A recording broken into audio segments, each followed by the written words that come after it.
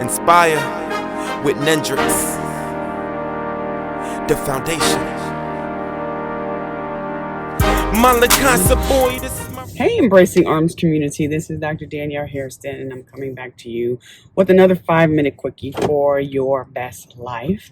I want to share some thoughts about conflict today. My son was working on this amazing presentation that he's doing for some parents in his city, and it was focused on conflict management. And I was sharing some thoughts with him, and some ideas of talks that I've given, and some points that he might want to cover. And I thought maybe this would be a good time to share information about conflict management again today with you guys.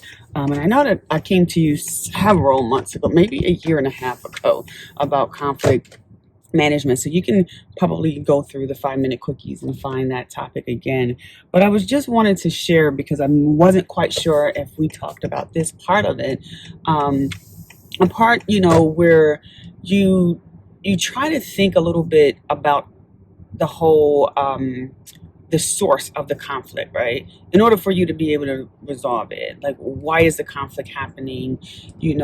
How is this harming you? How is this harming the person that you're having a conflict with? Have you communicated that? Have you asked questions of the other person about how it's making them feel, how something that you may have done made them feel? Kind of approaching it from a empathetic lens, and asking yourself some questions, because sometimes when we're dealing with conflict, we go right into ourselves and we become defensive, and so the conflict is never resolved. And so I wanted to share with you that there's a couple things that you might want to consider when you're dealing with conflict. Number one, empathy.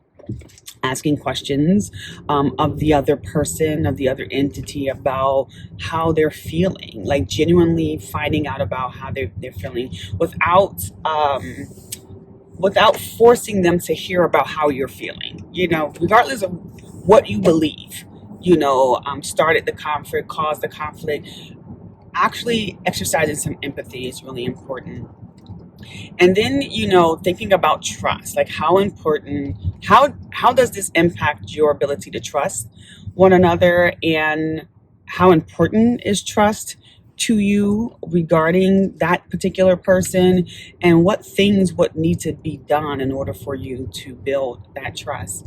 And the other thing is perception. A lot, often conflict happens because of our own personal perception about the thing.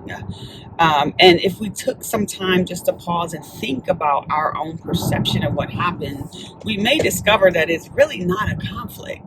We're just projecting. We're projecting possibly some insecurities that we have about ourselves.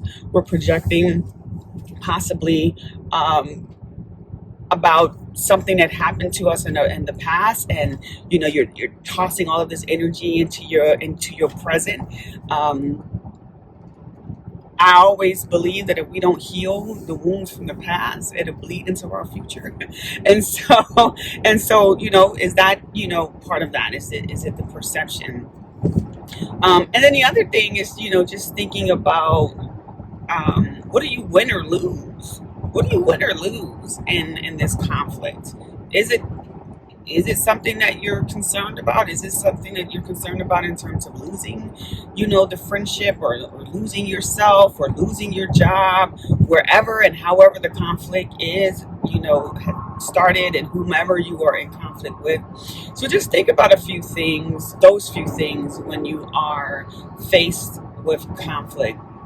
For me, it's really important for me to decide how important resolving the conflict is. What are the consequences of not resolving the conflict, good or bad?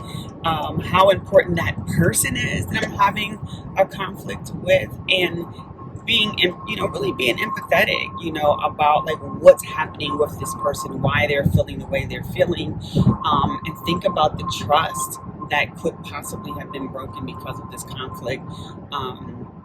and how important it is for you to rebuild those trusts. Just being consciously aware about your own perceptions and how you might be projecting some negative energy into a space that is not warranted.